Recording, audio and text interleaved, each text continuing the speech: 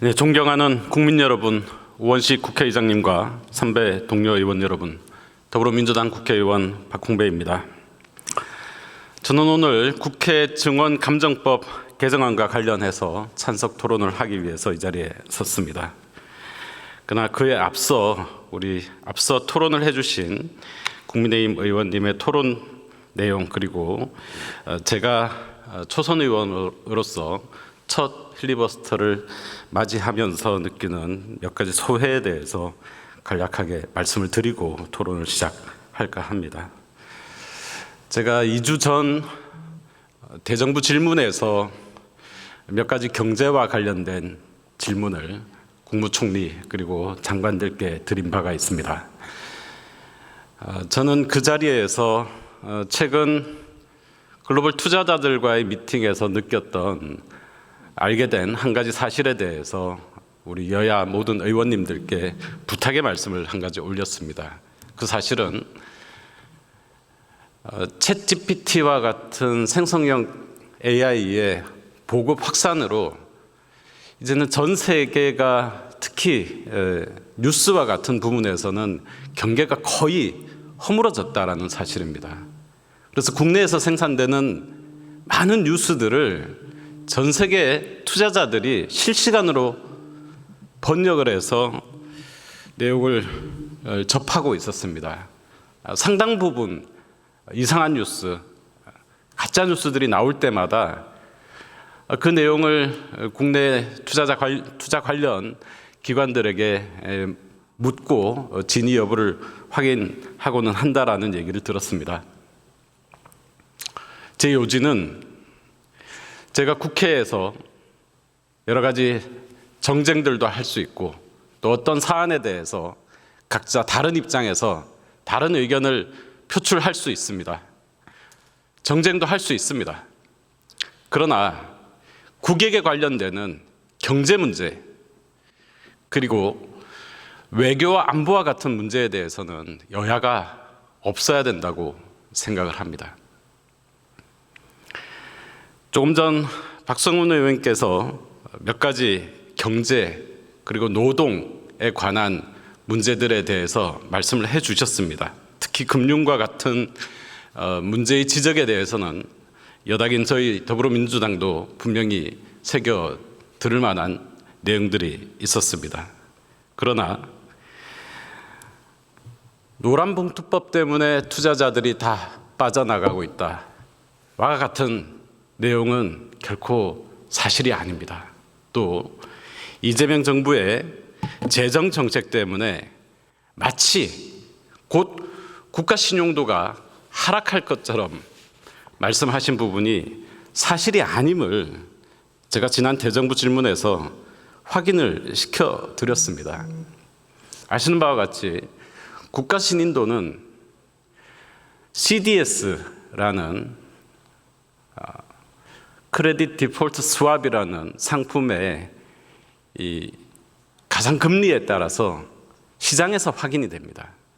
어떤 회사 또는 어떤 국가의 부도 위험이 올라가게 되면 그 가상금리가 크게 늘어나게 되고 부도 위험이 줄어들게 되면 그 가상금리는 자연스럽게 시장 원리에 따라서 내려갑니다. 제가 지난 대정부 질문에서 지난 12.3 비상계엄 내란 당시 그리고 올해 4월 미국의 관세 정책 발표 당시에 한국의 CDS 가상금리가 약 40bp 이상으로 상승을 했다가 현재 17bp 수준으로 거의 3분의 1 수준 정도로 떨어졌다라는 말씀 드렸습니다. 지난 주말에는 20bp대 초반 정도, 그래도 비상계엄이 났을 때보다는 절반 이하로 한국의 신용 부도 위험은 줄어들어 있는 셈입니다. 투자자들이 그만큼 이재명 정부의 경제 정책을 평가하고 있는 것이 시장에 의해서 확인된다, 이렇게 말씀드릴 수 있습니다. 국제 신평사들이 이재명 정부의 재정 정책과 관련해서 재정 정책이 위험하기 때문에 국가 부채가 늘어나고 있기 때문에 신용등급을 어떻게 하겠다라는 얘기를 한 적이 없습니다. 그런 뉴스를 우리 내부에서 우리가 만들어내면 안 됩니다.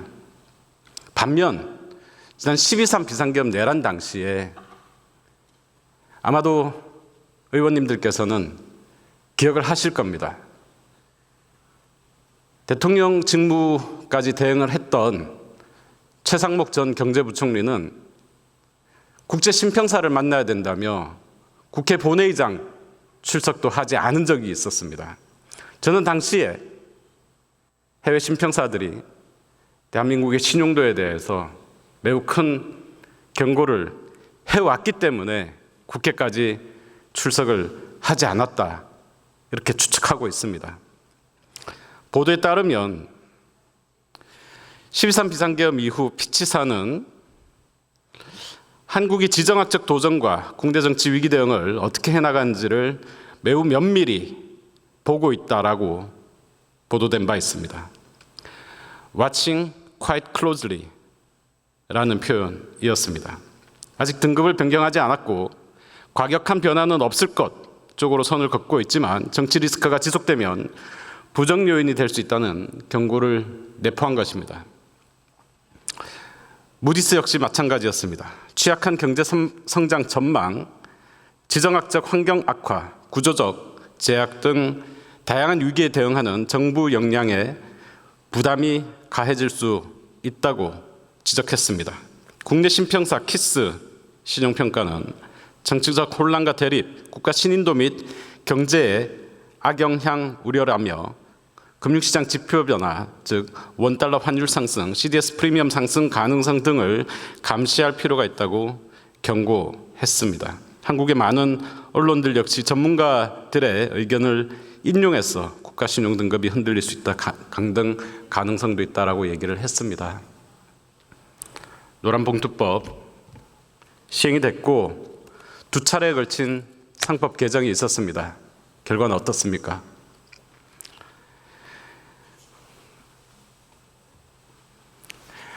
많은 분들께서는 아마도 오늘 또다시 코스피가 폭락하지 않을까 하는 우려들이 있었던 것 같습니다. 물론 미국에서 한 가지 굿 뉴스가 있었습니다만 오늘 코스피는 다시 50p 가량 상승했습니다. 대한민국 증시가 이렇게까지 기록을 연속으로 갱신하며 상승 랠리를 이어갔던 적이 최근에 없습니다. 이것이 세계 경제의 평가고 세계 투자자들의 평가입니다. 노란봉투법 때문에 투자자들이 떠나간다, 이런 거짓말은 더 이상 국민들께서 납득할 수 없다라는 부분 말씀을 드립니다. 주 52시간 고용 유연성 길게 말씀드리지는 않겠습니다. 고용 유연성이라는 것은 반드시 안정성이 따라야 되고 안정성이 따르기 위해서는 국가 재정이 튼튼히 뒷받침되어야 되지만 우리의 재정 상태가 그렇지 못합니다. 실업급여 겨우 9개월 정도 지급하는 수준으로서는 안정성을 확보하기가 어렵기 때문에 고용 안정성을 확보하기 어렵기 때문에 고용 유연성으로 가지 못하고 있다. 전 세계에서 가장 경직된 주 52시간이 아니라 OECD 국가에서 아직도 5번째로 장시간 노동하는 국가, OECD 평균의 150시간 이상을 노동하는 장시간 국가 문제를 이제는 벗어나야 합니다. 당시에 문제됐던 반도체 업종에 대한 특례 제도는 사실은 윤석열 정부에서 시행령을 개정해서 다 해결이 되어 있는 상태다라는 점도 첨언드립니다. 본론으로 돌아오겠습니다. 사실 오늘 이 본회의장에서 진행되는 무제한 토론, 제가 기꺼이 즐거운 마음으로, 그리고 이 법안이 꼭 통과돼야 된다라는 생각으로 오지는 않았습니다. 오늘의 필리버스터가 저 개인적으로 크게 달갑지 않은 이유가 있습니다. 지난해 노조법 2, 3조 개정 당시에 필리버스터가 있었고 올해 노조법 2, 3조 개정 필리버스터가 있었습니다. 두 번의 필리버스터를 모두 신청했었지만 순서가 뒤로 밀렸었고 필리버스터에 참가하지 못했습니다. 환경부가 기후 에너지 환경부로 개편되는 이번 4일간의 필리버스터 기간 중에 첫째 날 있었던 정부조직법 개정 당시에 필리버스터를 하고 싶었지만 그때도 역시 뒷순서여서 제가 토론에 참가하기 어려웠습니다. 반면 오늘 박홍배 의원님 잠깐만요. 우리 방청석에 우리 국민들 오셔서 잠깐 소개하겠습니다. 김원희 의원실 소개로 전남 목포 용호초등학교 학생들 오셨습니다. 반갑습니다. 네, 지금 국회에서 본회의장인데요. 본회의장에서 지금 하고 있는 것은 필리버스터 무제한 토론을 하고 있습니다. 국회에서의 증언 감정 등에 관한 법률 일부 개정 법률안인데 여당인 민주당에서 법안을 발의했고요. 야당인 국민의힘에서 이 법에 반대를 해서 국민의힘 측의 요구에 의해서 무제한 토론을 하고 있는 겁니다. 오늘까지 이 법안이 4개가 있어서 5일째 밤을 새워가면서 토론을 하는 건데요. 그래서 의원들이 몇 분 안 계시는데 조를 짜서 하기 때문에 이 좌석에 앉아 있는 분과 뒤에 휴게실에 앉아 있는 분들로 이렇게 되어 있습니다. 여기 그래서 24시간 5일째 하고 있는 것이기 때문에 의원들이 많지 않은 거는 그렇게 이해해 주시면 감사하겠고, 지금은 더불어민주당의 박홍배 의원이 이 법에 대해서 찬성 토론을 하고 있는 중입니다. 우리 용호 초등학교 학생들 이 찬성 토론을 좀 들어주시면 감사하겠습니다. 반갑습니다.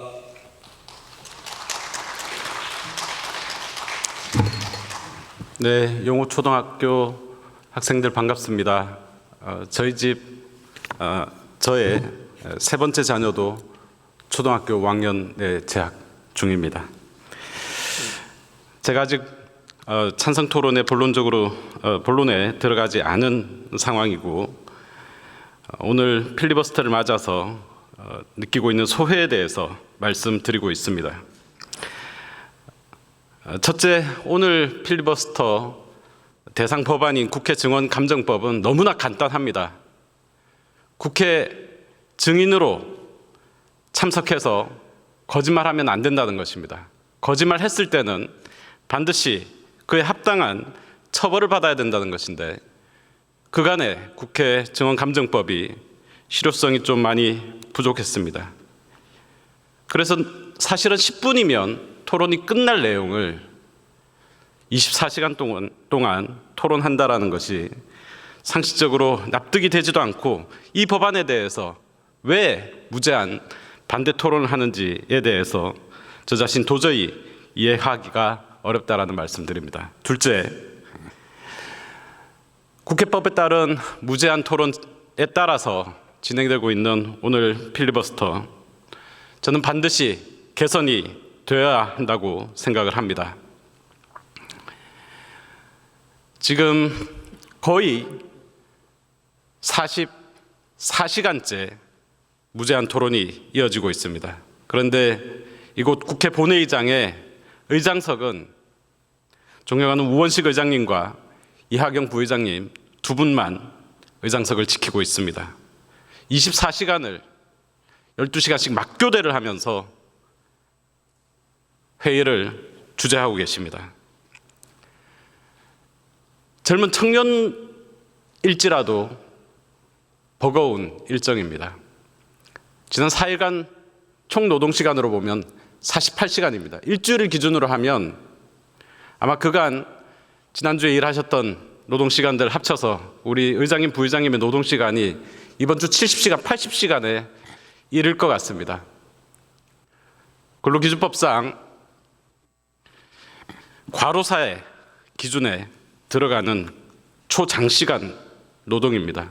우리 국회 직원들은 어떻습니까? 우리 각 당의 당직자들은 어떻습니까? 각 당의 각 의원실의 보좌진들 역시 장시간 노동에 시달리고 있습니다. 그런데 정작 무제한 토론을 신청한 국민의힘 의원은 이곳 본회의장에 단 한 분도 안 계십니다. 한 분 계십니다. 이거는 좀 아니지 않습니까? 지난 주말에는 국회 본회의장에서는 무제한 토론이 진행이 되는데 시내에 가서 집회까지 하신 것으로 알고 있습니다. 그러니까 15만 명 말씀을 하시던데 15,000명이었겠죠. 필리버스터를 신청하셨으면 무제한 토론에 집중을 하시든지 아니면 무제한 토론을 중단하시고 하고 싶은 일을 하시든지 그렇게 해야 되는 것 아니겠습니까? 사실 오늘의 지금 4일째 진행되고 있는 필리버스터가 제가 한 달 전에 이 시점쯤에 이런 필리버스터 있을 수 있다는 얘기를 들은 적이 있습니다. 그때 듣기로는 6박 7일인가 8박 9일인가 그랬던 것 같습니다. 그때 어떤 법안들이 올라올지 아시는 분들이 계셨었나 봅니다. 그래도 그렇게 법안 내용이 어떤지도 확인하지 않고 민주당이 법안 올리면 무조건 필리버스터로 맞서겠다. 과연 이것이 국민들이 바라는 국회의 모습인지 의문이 아닐 수 없습니다. 69박 70일 필리버스터 얘기도 나오는 것 같습니다. 제가 이렇게 필리버스터를 해서는 안 된다고 생각을 합니다. 주호영 부의장님 사회 안 보실 거면 필리버스터 해서는 안 됩니다. 모든 법안에 대해서 필리버스터를 한다면 국회는 365일 동안 필리버스터를 하고 겨우 365건의 법안만 통과시킬 수 있는 것입니까? 이것은 국회법이 허용한 소수 정당을 배려한 정당한 의사진행 방해 제도라고 보기 어렵습니다. 출범한 지 3개월밖에 되지 않은 새 정부에 대한 여당에 대한 발목 잡기에 불과하다 이렇게 규정할 수밖에 없다라는 점 말씀드립니다. 세 번째입니다. 저는 야당인 국민의힘에 간절히 호소드리고 싶습니다.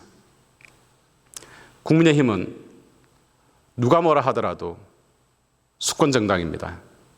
불과 몇 달 전까지 많은 일들이 있긴 했지만 여당이었습니다. 저희 더불어민주당을 제외하면 정권을 잡을 가능성이 가장 높은 유력한 정당이기도 합니다. 지금 국민의힘을 휩쓸고 있는 극우주의는 아주 짧은 순간에 열병에 불과하다라고 생각을 합니다.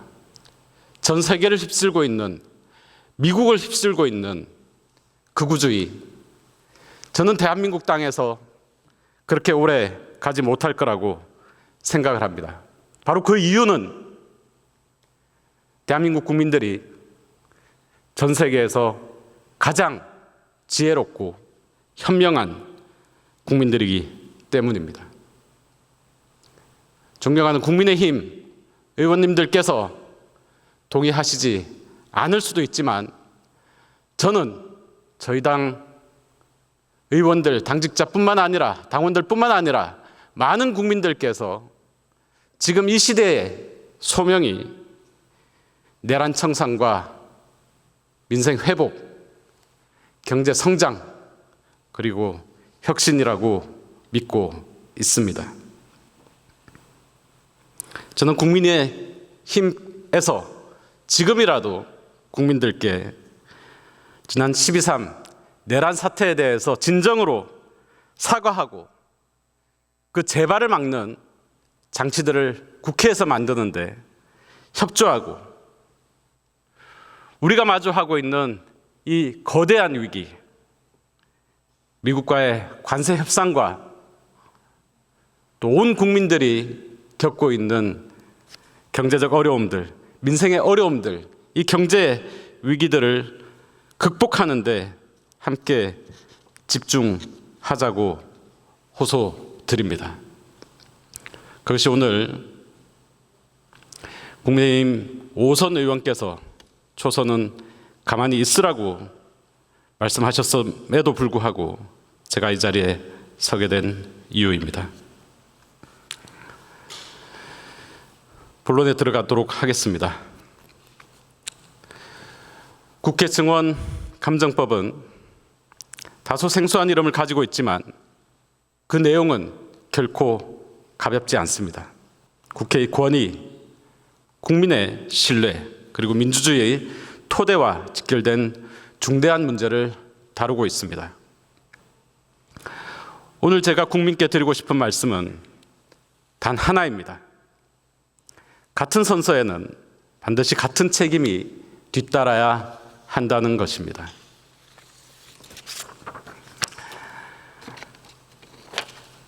지난 2025년 8월 25일 한겨레 기사를 하나 읽어드리도록 하겠습니다.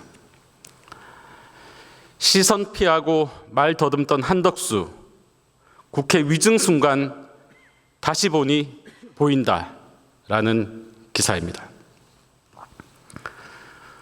조은석 특검팀이 한덕수 전 국무총리에 대해 위증 혐의를 포함해 구속영장을 청구하면서 한 전 총리가 국회에 나와 뱉었던 발언들과 당시 표정, 말을 더듬었던 순간들이 다시 주목받고 있다. 지난 2월 6일 오전 10시 52분 국회에서 열린 윤석열 정부의 비상계엄 선포를 통한 내란 혐의 진상규명 국정조사특별위원회에서 부승찬 더불어민주당 의원은 한 전 총리에게 핵심적인 질문을 했다. 부승찬, PPT 한 장만 띄워주실래요? 비상계엄 선포문입니다. 보신 적은 있으십니까? 한덕수, 네, 이거를 비상계엄이 선포되는 당시에는 제가 전혀 인지를 하지 못했고요.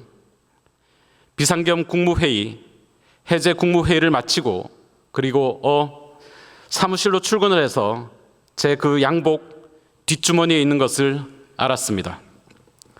부승찬, 양복 뒷주머니에 있는 걸 그때 알았다고요? 한덕수, 네, 저희가 인지한 것은 그때입니다만.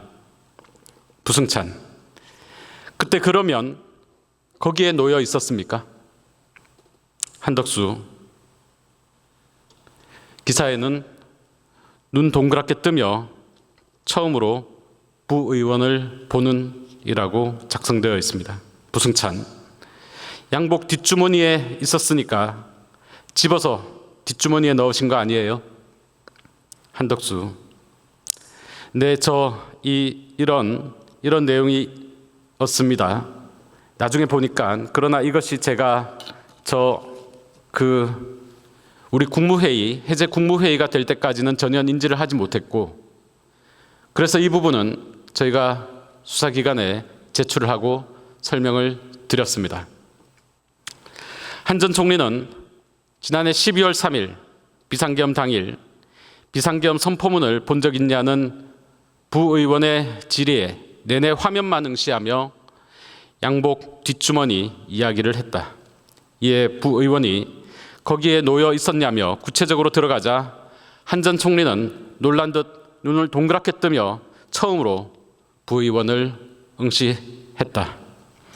부의원이 거듭 집어서 뒷주머니에 넣은 거 아니냐고 추궁하자 한 전 총리는 말을 더듬으며 나중에 보니까 저런 내용이었다는 취지로 답했다. 본인은 비상계엄의 내용을 사전에 인지하지 못했고 계엄을 막을 수도 없었다는 것이다. 이날 질의는 종일 계속됐고 오후 5시 32분 이번엔 용해인 기본소득당 의원이 한 전 총리에게 물었다.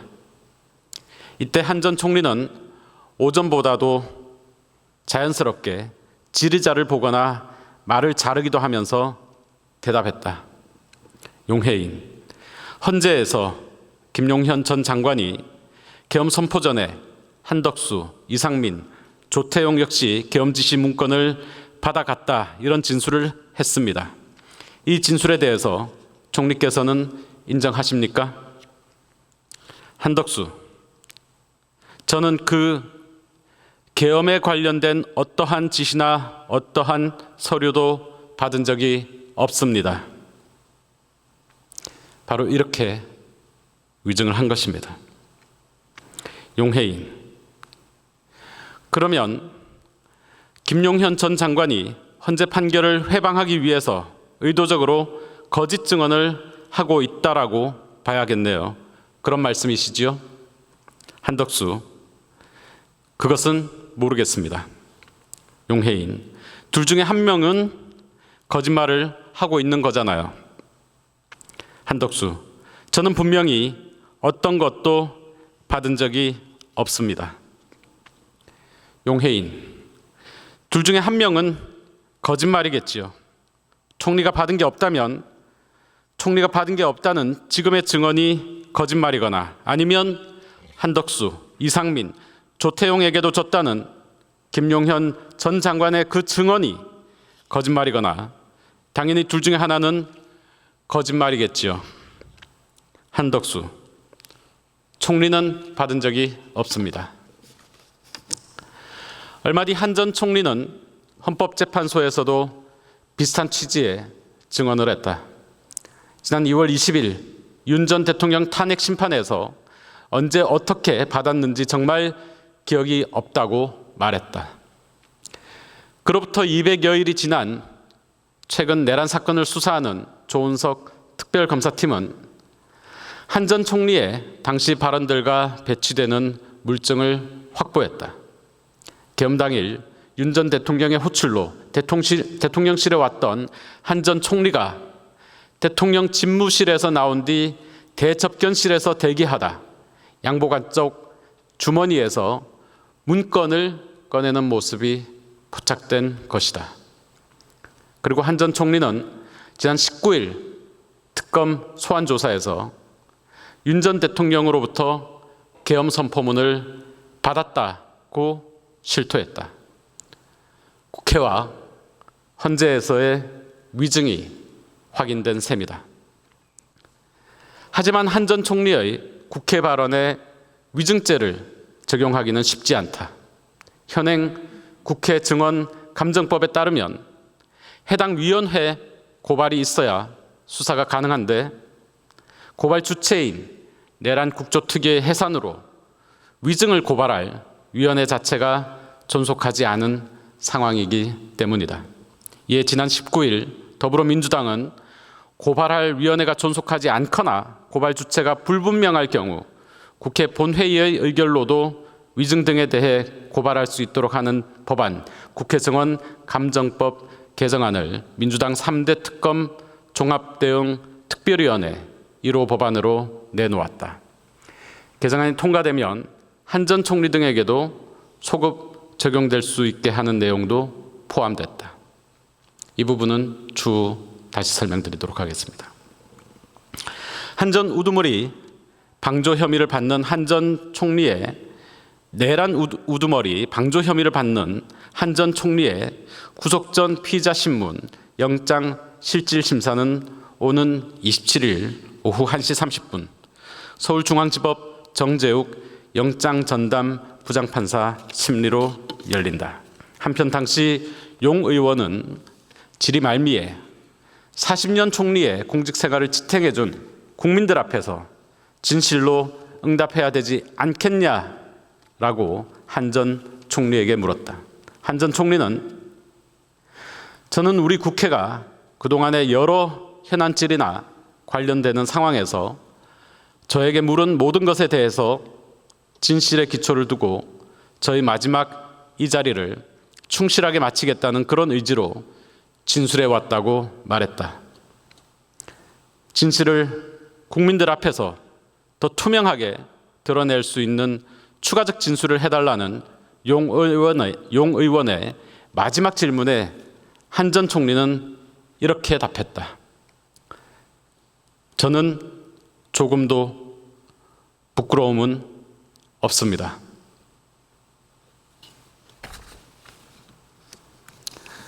너무나 부끄럽습니다.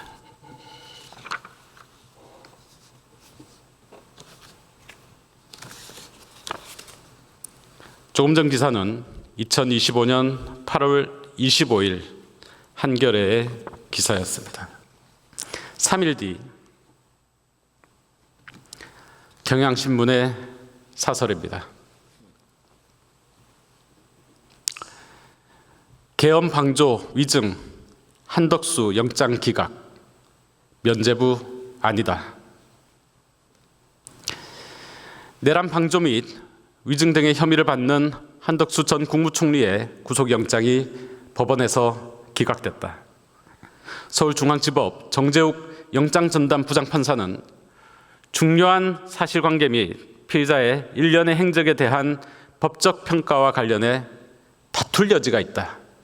고 기각 사유를 설명했다. 정 판사의 결정을 납득하기 어렵다. 한 전 총리 같은 자를 구속하지 않는다면 도대체 어떤 내란 사범을 구속할 수 있겠는가? 대한민국 국무총리를 시쳇말로 핫바지나 심신미약자로 여기지 않고서는 이런 결정을 내릴 수가 없다. 정 판사는 기본적으로 한 전 총리가 객관적으로 윤석열의 내란을 지지하고 도왔는지, 주관적 요건으로는 그럴 의사가 있었는지는 확신하지 못한 듯하다. 그러나 국정 2인자이자 국무회의 부의장인 한 전 총리가 내란이 일어나고 있는 현장에서 이를 막지 못하고 도운 것 자체가 엄청난 죄다. 한 전 총리는 계엄 당시 직접 국무위원 소집을 건의하고도 심의가 불과 2분 만에 위법하게 진행되는 상황은 방관했다. 계엄 선포문의 결함을 보완하기 위해 사후 선포문을 작성하고 폐기하기도 했다. 그러면서 국민에겐 뻔뻔하게 거짓말을 했다. 헌법재판소와 국회에 나와 계엄 선포문과 관련해 계엄 해제 국무회의가 될 때까지는 전혀 인지하지 못했고 나중에 양복 뒷주머니에 있는 것을 알았다고 증언했지만 특검팀이 확보한 대통령실 CCTV 영상에선 그가 계엄 문건 등을 챙겨 살펴보는 장면이 나왔다. 이렇게 문서 조작과 위증을 했는데도 한 전 총리가 증거를 인멸할 위험이 없다는 것인가? 사법부가 내란 사범에 지나치게 관대하다는 생각을 지울 수 없다. 서울중앙지법 형사합의 25부 지규현 부장판사는 1954년 형사소송법 제정 이후 70년 넘게 적용해온 날짜 단위 구속기간 계산법을 시간 단위로 바꿔 내란 속에 윤석열을 풀어주는 희대의 결정을 내린 바 있다. 만인의 평등해야 할 법의 잣대가 이렇게 뒤틀려서는 안 된다. 법원은 법과 원칙에 따라 내란 사범에 대한 사법 절차를 엄정하게 진행해야 한다. 구속영장 기각이 결코 면죄부는 아니다. 조은석 내란 특검팀은 강도 높은 추가 수사로 한 전 총리의 범죄 행위를 밝히고 계엄의 밤 대통령실에 있었던 박성재 법무부 장관 등 다른 국무위원이나 국회의 계엄 해제 표결 방해 의혹을 받는 국민의힘 의원들 수사에도 속도를 내기 바란다. 이상 읽어드린 하나의 기사와 하나의 사설은 우리가 오늘 본회의에 국회 증언감정법의 개정안을 올릴 수밖에 없었던 사건들 중에 일례로 말씀을 드린 것입니다. 현행 국회 증언감정법의 문제를 살펴보겠습니다. 복잡하지 않습니다. 국회 증언감정법은 증언대에 선 증인이 허위 진술을 하면 고발해야 한다고 규정하고 있습니다. 국회가 거짓말을 그냥 넘겨서는 안 된다는 강력한 의지를 담은 법입니다. 그러나 실제로는 그렇지 못합니다. 가장 큰 이유는 고발 권한이 위원회 활동 기간에 한정되어 있다는 점입니다. 위원회가 종료되면 아무리 명백한 거짓말이라도 고발할 방법이 사라집니다. 실제로 내란 국정조사 특별위원회 과정에서 위증이 발생했음에도 위원회 활동 종료와 함께 고발이 불가능해졌습니다. 국민 앞에서 진실을 끝까지 밝히지 못한 채 국회가 스스로 무력함을 드러내는 것입니다. 뿐만 아니라 과거 국회가 국회 증언감정법 위반으로 무려 128건을 고발했었지만 그 사건들의 대부분은 무혐의나 종결로 이어졌습니다. 국회가 의무를 다해도 수사기관이 책임을 외면한 사례가 다수 있었던 것입니다. 위증 고발이 의무라 하더라도 실제로 책임을 묻지 않는다면 법은 유명무실해집니다. 국민은 국회를 더 이상 진실을 규명하는 기관으로 보지 않고 정치적 쇼만 벌리는 무대로 인식할 수밖에 없게 됩니다. 이것이 현행 제도의 첫 번째 한계입니다. 두 번째 한계는 입증 곤란입니다. 법적으로 위증을 입증하려면 발언이 사실과 다르다는 정도를 넘어 고의적으로 허위임을 명백히 밝혀야 합니다. 그러나 청문회 발언은 대체로 기억이 잘 나지 않는다거나 그렇게 알고 있다는 식으로 표현됩니다. 일부 로펌에서는 이렇게 자문도 하는 것 같습니다. 사실과 달라도 고의로 거짓을 말한 것을 입증하기 어렵습니다. 그 결과 위증죄는 사실상 사문화되었습니다. 세 번째 한계는 정치적 타협입니다. 법은 위증이 발생하면 반드시 고발하라고 하지만 실제 고발 여부는 여야 협상에 따라 좌우됩니다. 고발이 정치적 흥정의 대상이 되면서 제도의 취지는 흐려지고 국민 눈에는 국회가 거짓말만 하는 기관으로 보이게 됩니다. 이처럼 국회 증언감정법은 그 조문 자체는 매우 엄격해 보이지만 실제로는 작동하지 못하는 제도로 전락했습니다. 국회가 스스로의 권위를 세우지 못하고 국민의 신뢰를 잃는 가장 큰 원인 중에 하나로 지목되고 있습니다. 이제는 형평성 문제에 대해서 말씀드리도록 하겠습니다. 국회 청문회에서 증인들은 모두 같은 방법으로 선서합니다. 양심에 따라 숨김과 보탬 없이 사실 그대로 증언하겠다고 선서합니다. 그러나 현재 제도에서는 상임위원회에서의 위증만 현실적으로 처벌이 가능하고 국정조사 특별위원회 같은 특위에서의 위증은 사실상 처벌이 어렵습니다. 같은 선서를 하고도 다른 책임을 지우는 모순이 발생하는 것입니다. 국민 눈에는 모두 똑같은 청문회입니다. 그러나 법적 책임은 둘로 갈라져 있습니다. 이것이 오늘 우리가 반드시 고쳐야 할 두 번째 문제입니다. 구체적인 사례는 너무나 많습니다. 2013년 국정원 댓글 사건 국정조사에서 핵심 증인들은 대부분 기억나지 않는다는 답변으로 일관했습니다. 언론은 이를 두고 거짓말 청문회라고 규정했습니다. 그러나 위증 고발은 단 한 건도 이루어지지 않았습니다.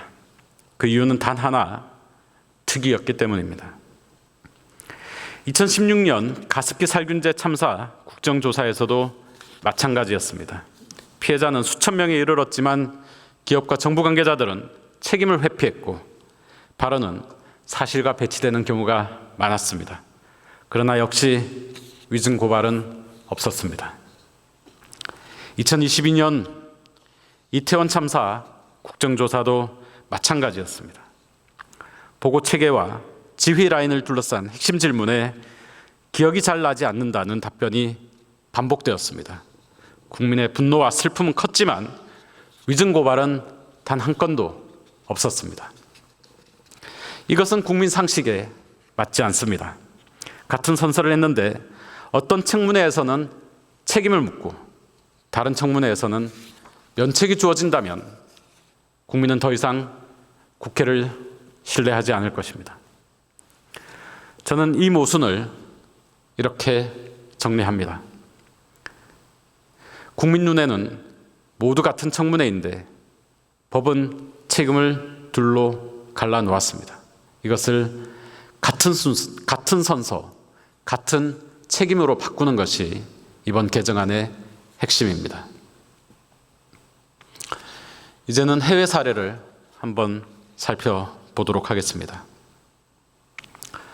미국과 영국, 독일, 일본은 모두 청문회의 성격과 상관없이 위증을 동일하게 다루고 있습니다.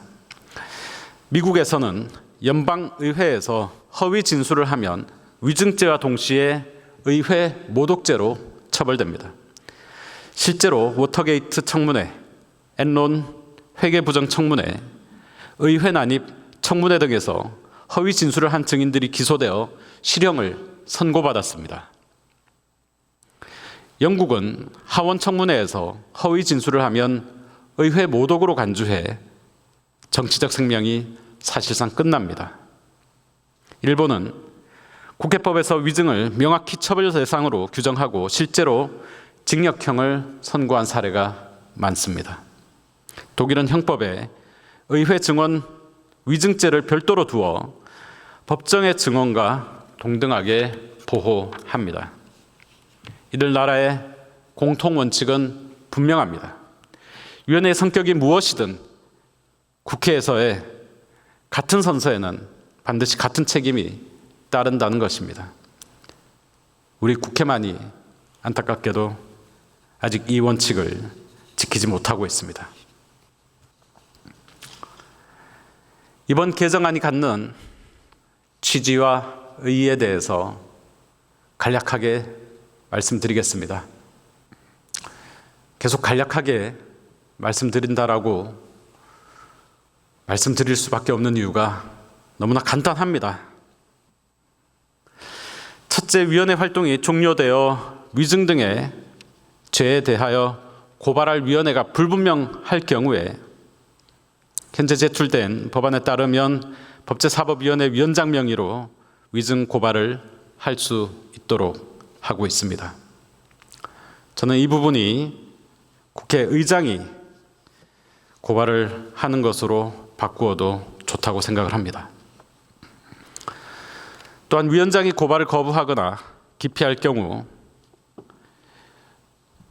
또는 고발이 되지 않을 경우 위원회 제적위원 과반수 연서로 위원회 이름으로 고발할 수 있도록 하여 제도적 공백을 메웠습니다. 둘째, 수사기관의 수사 해태에 대한 방지책입니다. 현행 국회 증언감정법에 따르면 동법 위반 사건에 대해서 검사는 2개월 이내에 수사를 종결하고 검찰총장은 그 결과를 국회에 보고하도록 규정하고 있습니다. 그럼에도 불구하고 대부분의 동사건과 관련된 수사들은 지연되거나 아예 진행이 되지 않습니다.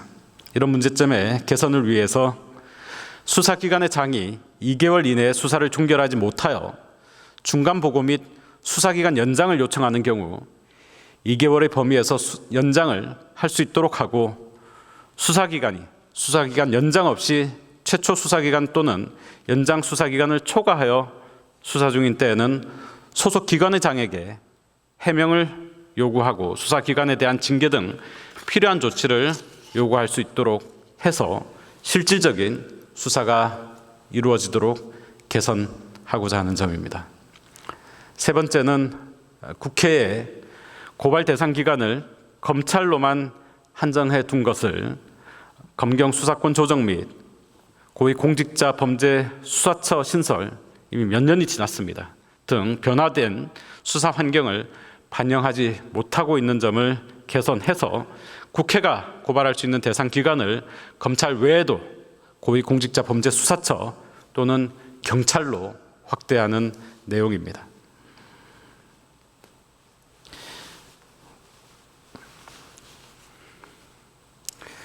국민의힘은 그동안 소급 입법 위헌 논란, 그리고 정치적 보복 우려, 권한 남용 우려 등을 이유로 이 법안에 반대했습니다. 그러나 이번 개정안은 이 모든 반대 명분을 제거했습니다.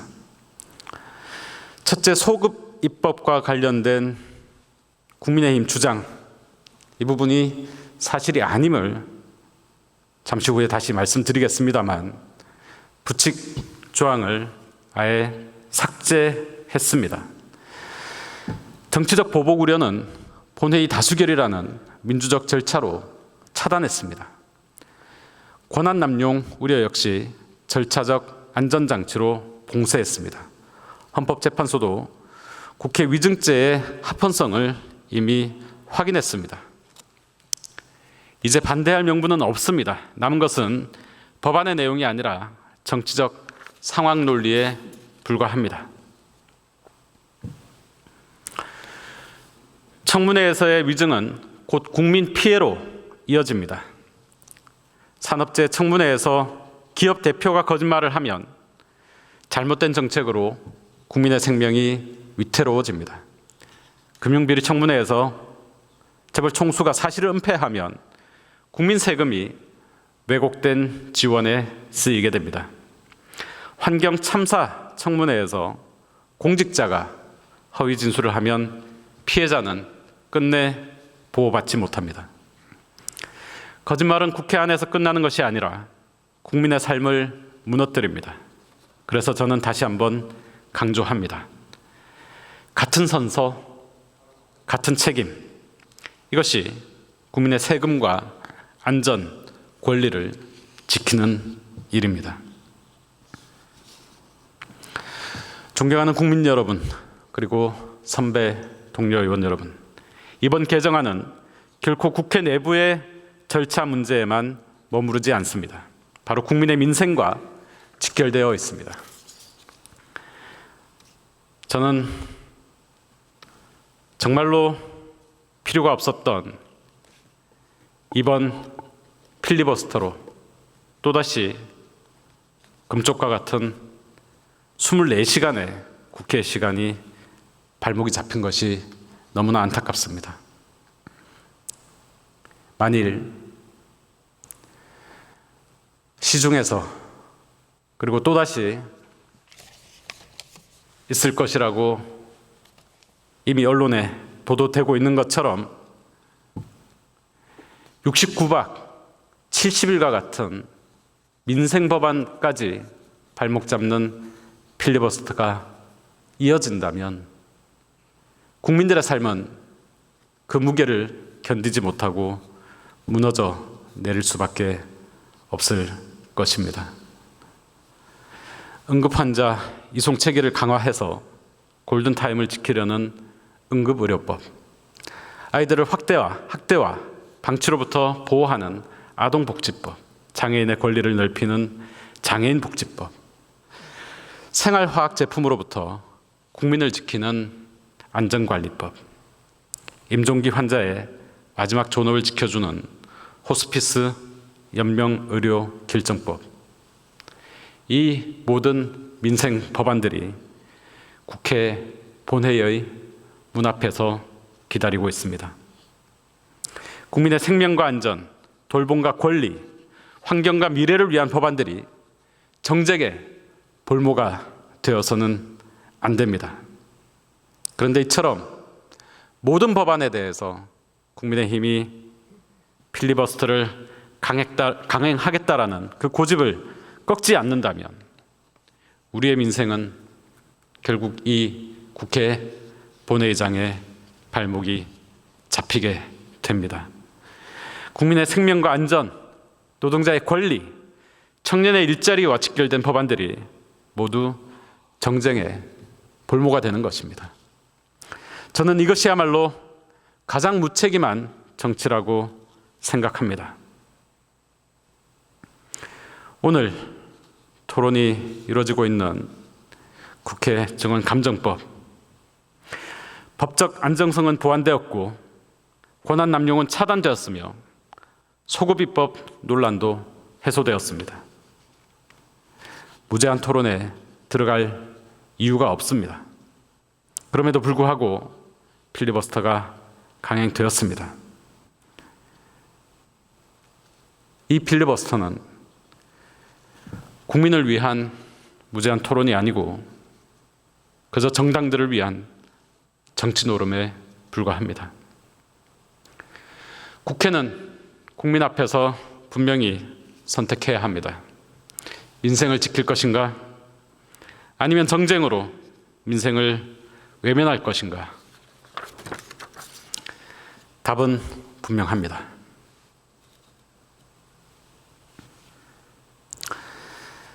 다시 한번 수정안의 주요 내용에 대해서 간략하게 말씀드리겠습니다. 오늘 본회의에 올라오는 국회 증언감정법 개정안은 각 위원회의 위원장이 위증을 고발하지 못해도 재직위원 과반수 연서로 의결하면 그 위원들의 이름으로 고발할 수 있도록 하는 내용을 담고 있습니다. 위원회의 활동 기한이 끝나서 고발 주체가 사라지는 특별위원회에서도 추후 위증이 밝혀지면 법사위든 본회의든 고발할 수 있도록 하는 내용을 담고 있습니다. 그간에 이 법을 둘러싼 공방은 주로 법 시행 이전에 활동의 기한이 종료된 이른바 내란 국조특위와 같은 위원회에서의 위증 발언에 대해서도 고발할 수 있냐 없냐 하는 부칙조항을 중심으로 전개되어 왔습니다. 국회 내란 국조특위에서 진술한 한 전 총리, 최상목 전 부총리, 이상민 전 행정안전부 장관 등을 고발 범위에 포함해야 한다는 것이 국민들의 요구였기에 그 국민들의 요구를 반영하고자 하는 취지였습니다. 그러나 이 조항은 법안에 더 이상 존재하지 않습니다. 더 이상 논란의 여지가 없습니다. 위헌이라서가 아닙니다. 오해를 차단하고 이를 요구해왔던 야당의 입장과 체면을 생각했습니다. 그리고 합의 처리를 하기 위한 뜻도 있었습니다.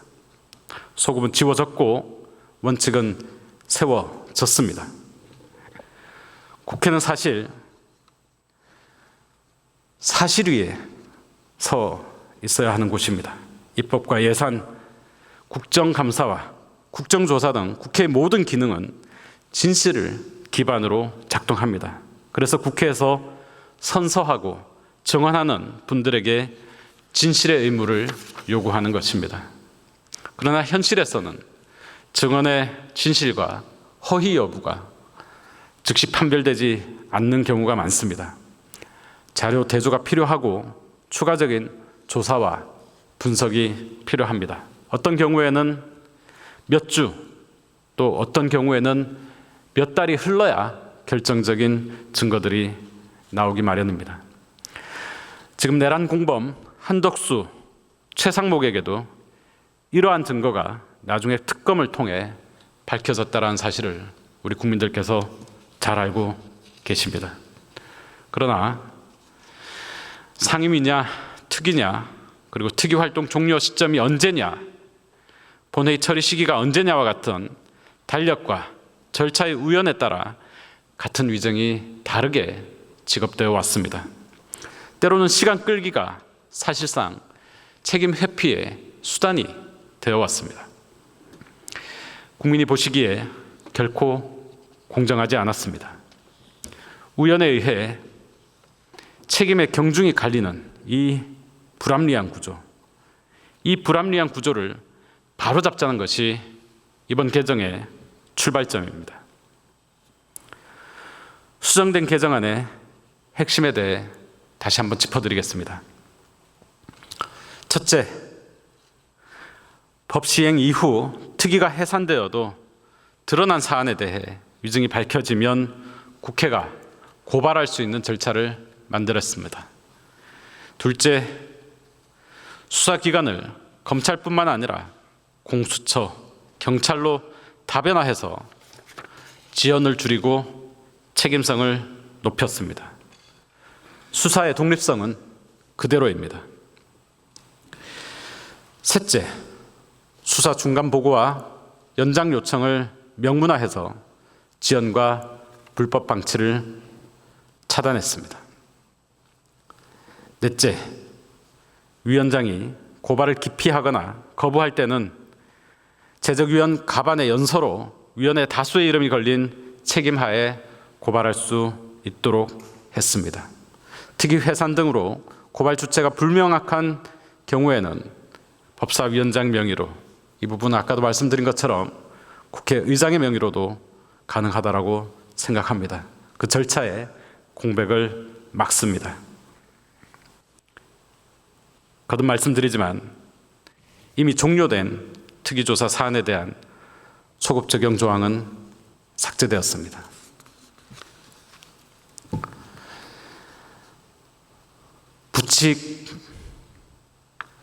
삭제된 부칙의 위헌과 관련된 논란에 대해서 간략하게만 말씀드리겠습니다. 중요한 부분은 아닙니다. 존재하지 않습니다. 그러나 부칙이 존재했더라도 위헌은 아닙니다.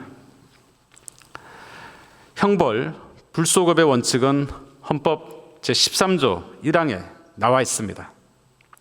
모든 국민은 행위시의 법률에 의하여 범죄를 구성하지 아니하는 행위로 소추되지 아니하며 동일한 범죄에 대하여 거듭 처벌받지 아니한다.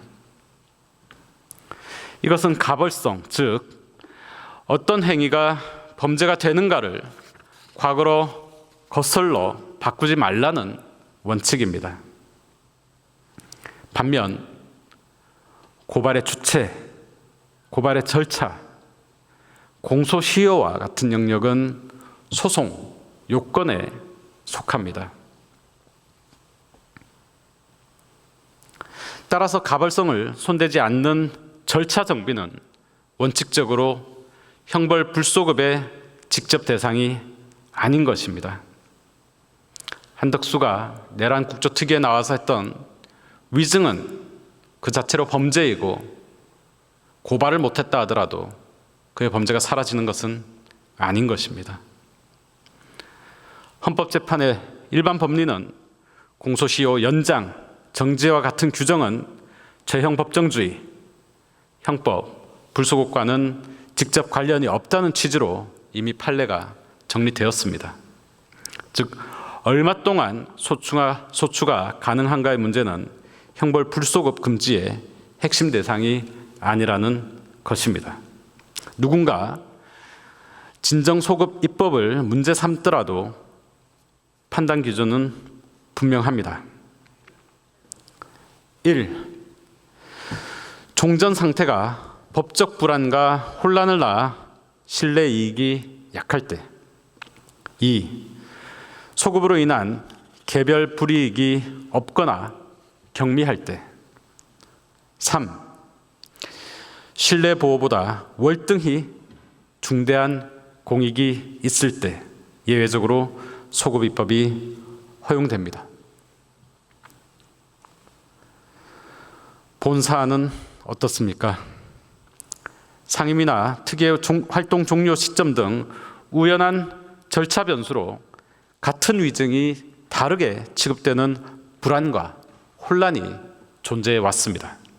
국회 증언의 진실성 확보는 입법, 예산, 국정견제라는 국회 핵심 기능을 지키기 위한 월등히 중대한 공익입니다. 형벌을 신설하고 가중하는 것이 아니라 절차를 정비하는 수준으로 개별 불이익은 경미합니다. 따라서 부칙 제2조가 존재했다 하더라도 합헌 정당화 여지는 충분했습니다. 그럼에도 우리는 정쟁과 불필요한 법적 다툼을 피하고 합의를 우선하기 위해 부칙을 삭제했습니다. 오해 차단과 합의 우선의 정치적 결단이었습니다. 법 시행 이후 청문 조사에서 위증이 드러나면 그때는 지체 없이 책임을 묻자. 이것이 오늘 우리가 만들려는 제도의 취지입니다.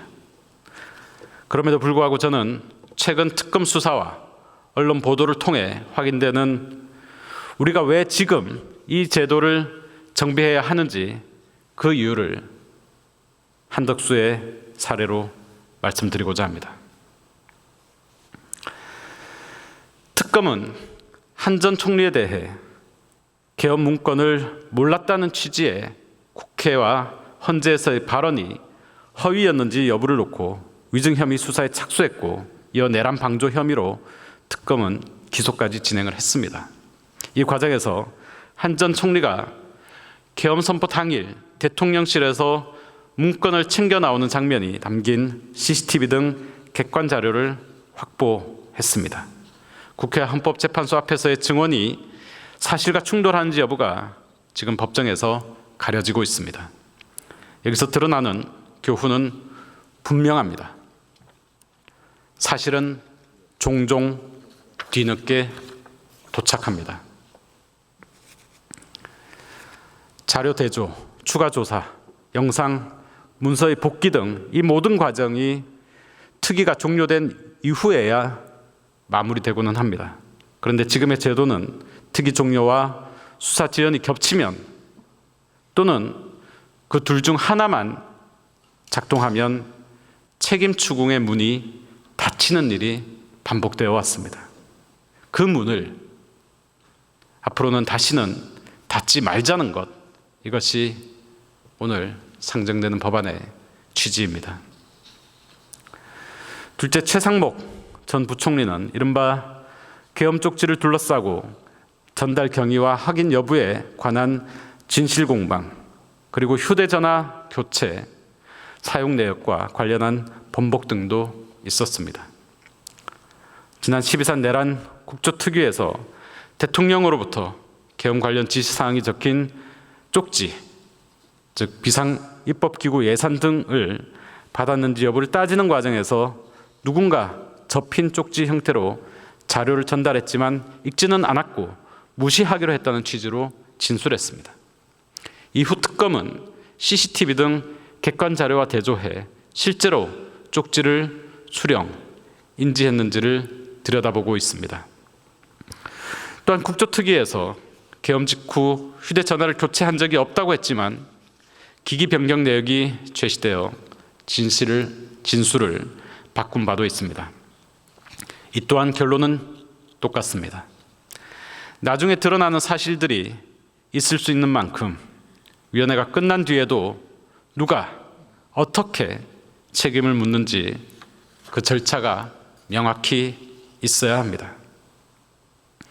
특위가 종료되었다 하더라도 법사위원장 또는 국회의장 명의로 고발할 수 있도록 하는 것, 수사기간에 2개월 중간보고 연장 요청을 의무화하는 것, 이러한 장치들이 바로 그 사후 진실을 확인하는 절차입니다.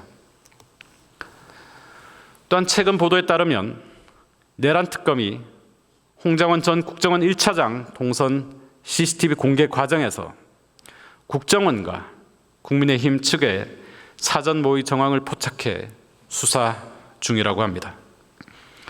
공식 요청 전 법원 등 제출용으로 허위 표기된 내부 서류의 준비, 증인 신문 직전 공개, 특정 영상은 신속 제출, 다른 영상은 보류 등 정황이 보도되었습니다.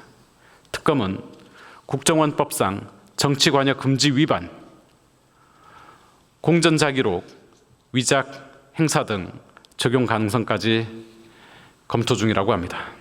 여기서 우리가 얻는 교훈은 명확합니다. 사실은 늦게 도착할 수 있다. 이제 절차가 왜 필요했는지를 기록으로 확인하겠습니다. 윤석열 정부의 비상계엄 선포를 통한 내란 혐의 진상규명 국정조사특별위원회는 12.3 사태의 사전 모의부터 선포, 동원, 의결 방해, 해제 지연, 수사 주체 논란까지 의사결정 전 구간을 2달 동안 전면 점검했고 대통령실, 국정원, 국방부, 경찰, 검찰, 공수처, 합참 등 핵심 기관장 보고와 공개 청문으로 여러 사실을 밝혀냈습니다. 그럼에도 짧은 기간으로 인한 최종 진실 규명은 어려웠습니다. 그래서 오늘 우리가 그 통로를 법으로 열어두자는 것입니다. 핵심은 이제부터입니다. 이번 국정조사로 무엇을 확인했는지 말씀드리겠습니다. 지난 3월 13일 본회의에서 통과된 윤석열 정부의 비상계엄 선포를 통한 내란 혐의 진상규명 국정조사특별위원회 결과 보고서의 종합 의견을 말씀드리겠습니다.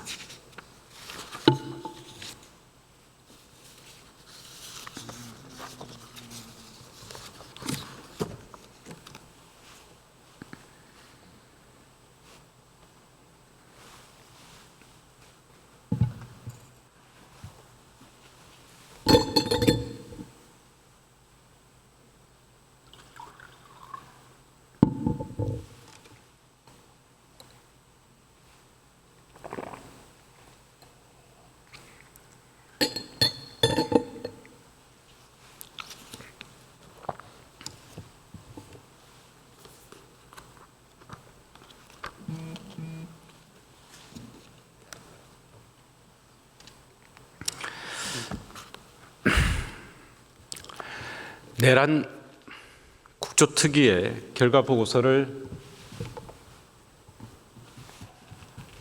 읽기 전에 오선 나경원 의원과 달리 초선이어서 제가 잘 모르는 부분에 대해서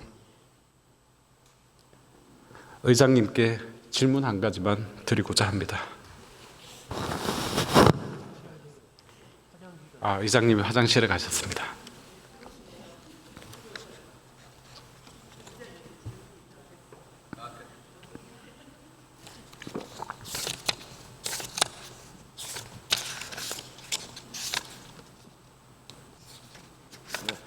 네, 의장님께 질문이 한 가지 있습니다.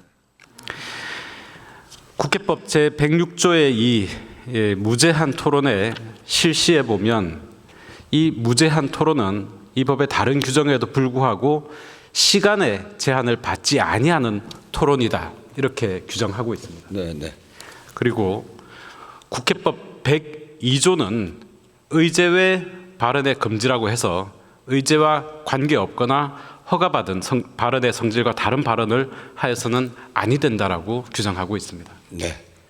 그러면 무제한 토론에서는 의제와 관계없는 다른 토론을 해도 되는 것일까요? 아니면 원칙적으로 안 되는 것일까요? 원칙적으로 안 되는 거죠. 네, 저는 이 부분을 꼭 의장님으로부터 확인받고 싶었습니다. 왜냐하면 지난 만 4일 동안 많은 동료 의원님들의 토론이 있었습니다만 그날 처리하고자 하는 그날 본회의에 상정되는 법안과 너무나 동떨어져 있는 아무런 관련이 없는 법안들에 대한 토론을 너무나 많이 들었기 때문입니다. 그리고 제가 오선 나경원 의원과 달리 초선이어서 다른 내용은 잘 모릅니다. 그래서 저는 오직 국회 증언 감정법 개정안과 관련된 내용만 토론하도록 하겠습니다.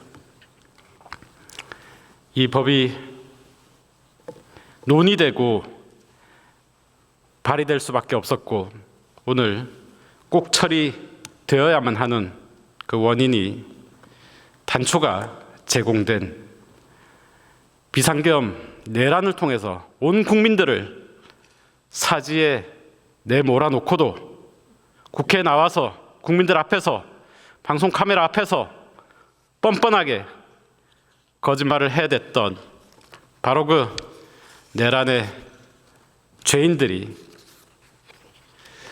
국조특위에서 했었던 내용들을 종합하여 지난 3월 저희 본회의에서 의결했던 내란 국조특위 결과 보고서입니다.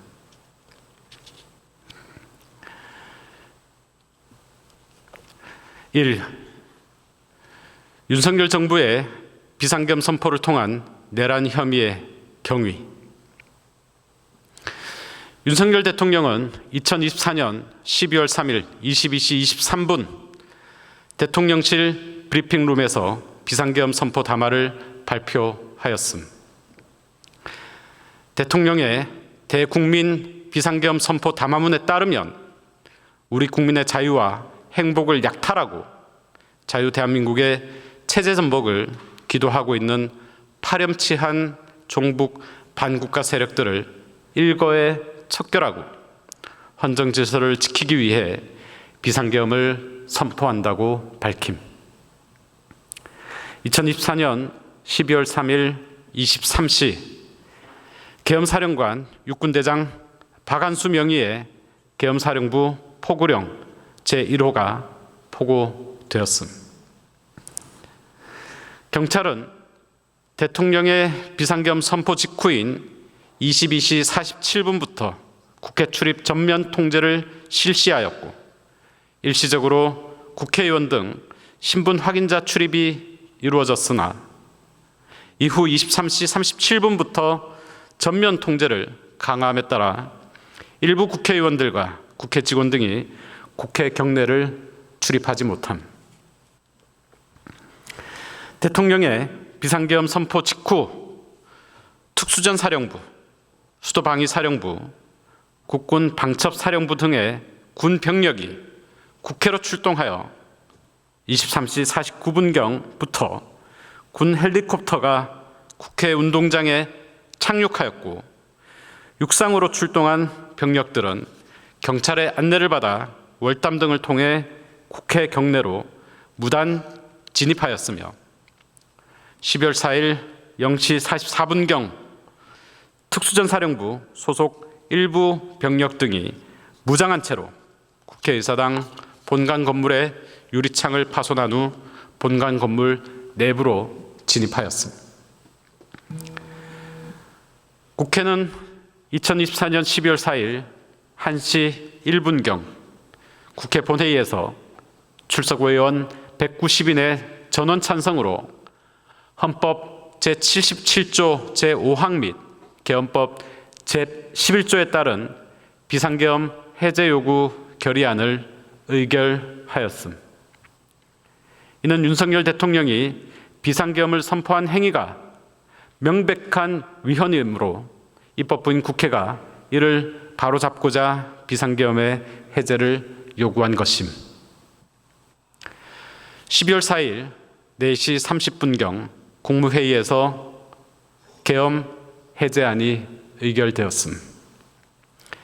비상계엄 해제 이후인 12월 6일 검찰은 비상계엄 사건 특별수사본부를 구성하여 12월 8일 김용현 전 국방부 장관을 긴급 체포하였고 경찰은 12월 8일 비상계엄 특별수사단을 구성하였으며 12월 11일 경찰 고위공직자범죄수사처 국방부 조사본부가 참여하는 수사협의체인 12.3 사태 공조수사본부가 출범하여 윤석열 대통령 및 김용현 전 국방부 장관 등에 대한 내란 혐의 및 직권남용 혐의 등에 대한 수사가 체계적으로 이루어지기 시작하였습니다.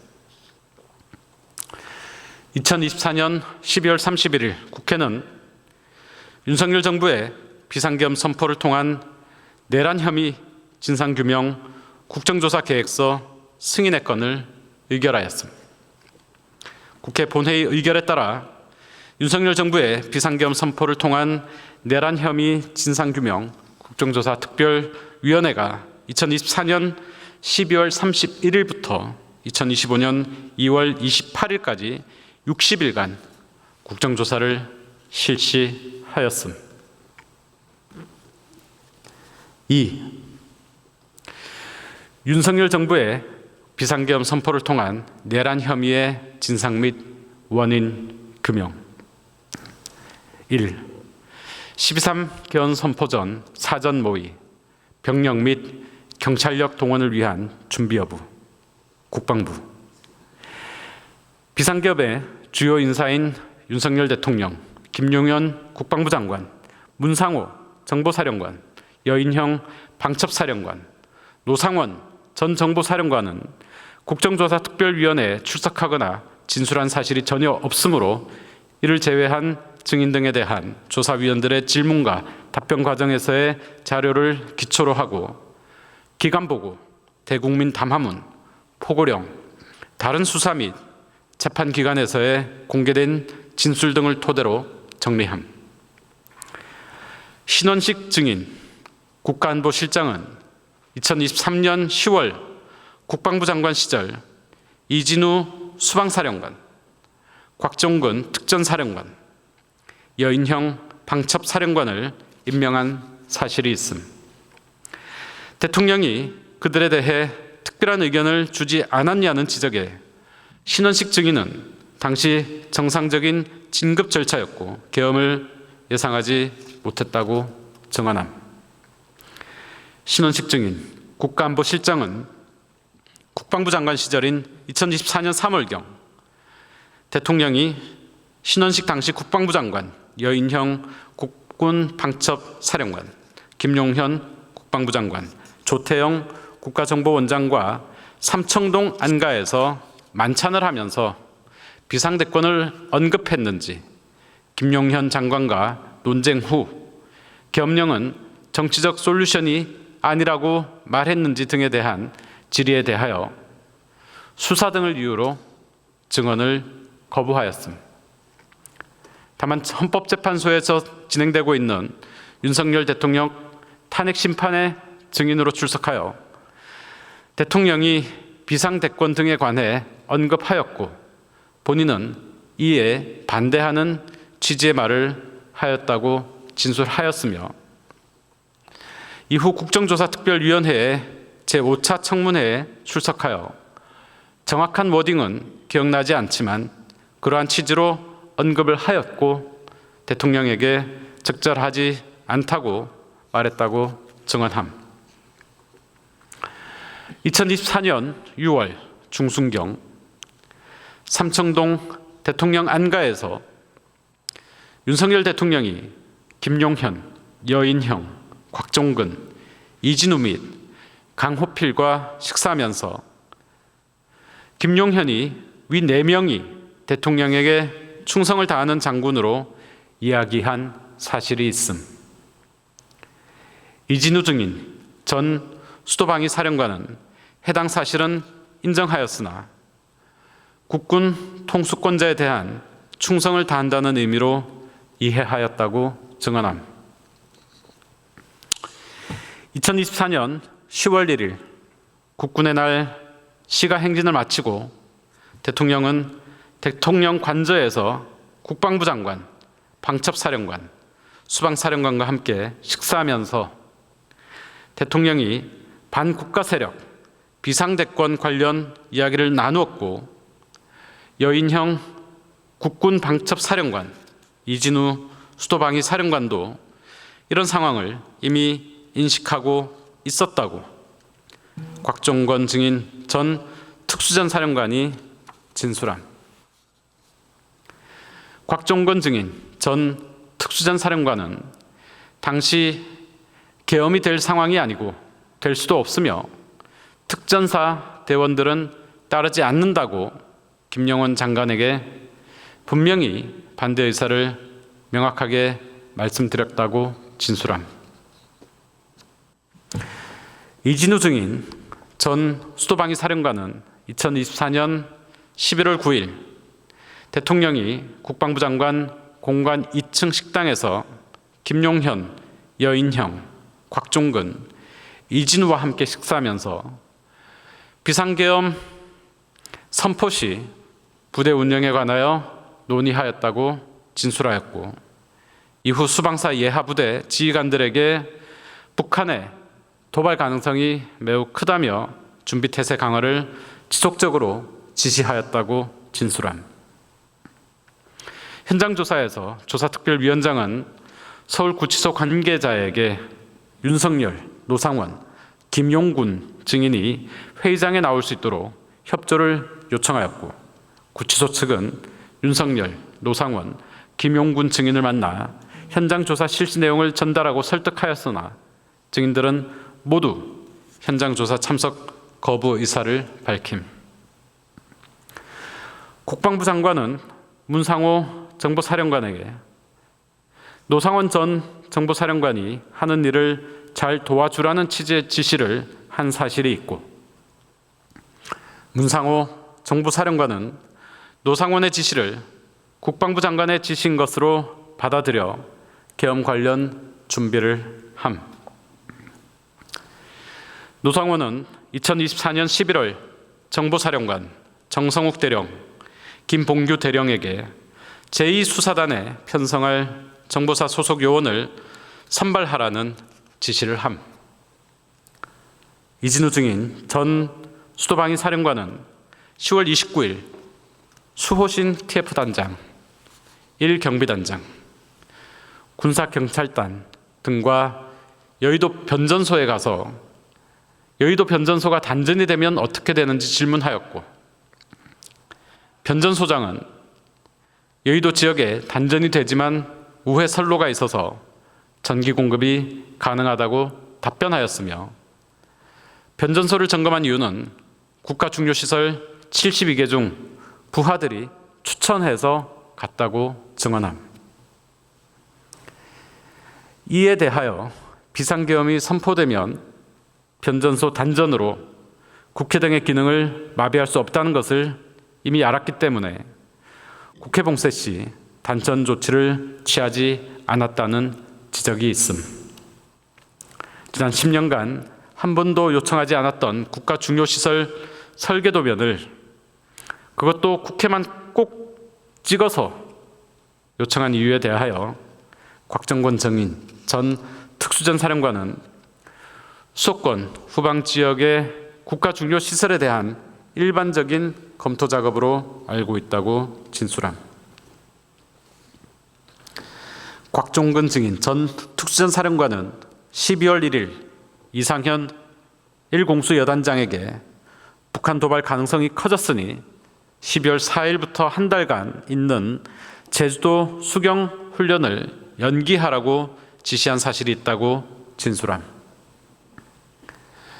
곽정근 증인 전 특수전 사령관은 12월 2일 1공수 여단장, 9공수 여단장에게 다음 주에 북한 오물풍선 도발 가능성이 아주 크다, 그런 정보가 있다고 강조하여 말한 사실이 있다고 진술함. 곽종근 증인 전 특수전 사령관은 12월 2일 707 특임단장에게 서울 지역에 북한에 의한 직간접적인 도발이 있을 수 있고, 최근 북한이 한국 내 동조 세력에 의해서 도발 가능성이 있으니 진압작전을 준비해보자고 지시한 사실이 있다고 진술함. 대통령이 심리전 지휘 목적으로 2024년 5월에 방첩정보협의회를 결성했고, 노조, 야당, 언론사, 선관위 등 반국가 세력, 국가 위해 세력 등에 대한 색출과 대응 방안에 관한 논의를 한 것이 아니냐는 질문에 대하여 국방부 차관은 관련 기관들이 보안 방첩 분야에 대한 임무 기능 역할을 제고시키기 위한 협의회로 운영된 것으로 나중에 확인했으며, 노조 색출 등은 사실이 아니라고 진술함. 원천희 증인 국방정보본부장은 2024년 12월 2일 오전 9시 30분 문상호 정보사령관과 함께 당시 김용현 국방부 장관에게 정보사령부 특수부대 현황 보고를 하였다고 진술함. 여인형 방첩사령관이 이미 계엄 선포 전인 2024년 12월 3일 21시 20분 방첩사 수사단장에게 방첩사 복귀 명령을 내리고 23시에는 체포조 구성을 하라는 지시도 직접 내렸다는 질문에 대하여 김대우 증인 전 방첩사 수사단장은 체포조라고 얘기를 하지 않았고 조사본부 100명 그리고 경찰 100명 병력을 요청받아 합동수사단을 꾸리고 국방부 장관에게 받은 명단을 잡아서 수도방위사령부 구금시설로 이송하라는 지시를 받았으며 수사관들에게 체포하라고 지시한 적이 없다고 진술함. 방첩사 수사관들에게 직접 가서 체포하는 것은 절대 안 된다고 지시했으며 수사관들은 차에서 내리지 않고 정문에서 많이 떨어진 길에서 승차한 채로 대기 조치하였다고 진술함. 김대우 증인은 정치인 체포와 이송과 구금의 전 과정을 방첩사가 주도했다고 보냐는 질문에 대하여 그것을 부인하고 싶지는 않다고 진술함. 구민의 증인 방첩사 수사 조정 과정은 경찰이 체포하고 방첩사가 이송 구금을 하는 체포 작전을 진행하려 했던 것이 맞냐는 질문에 대해 그렇게 생각하고 있다고 진술함.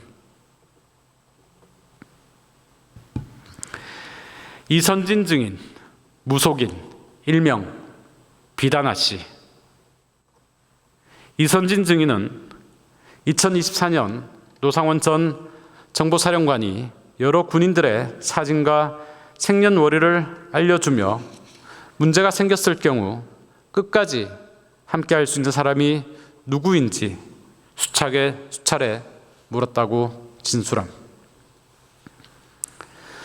충청권에 있는 전쟁지도본부로 사용되는 벙커에서 계엄 당일 아침부터 시설과 통신을 점검하는 등 상황실을 준비한 정황이 있다는 지적에 대해 김태효 증인은 전혀 모르는 사항이라고 증언함.